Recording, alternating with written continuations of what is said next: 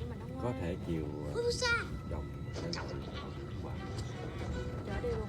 nói chuyện với cô phía sau để một câu hỏi sẽ gọi qua. I don't see anything. Hãy subscribe cho kênh Ghiền Mì Gõ để không bỏ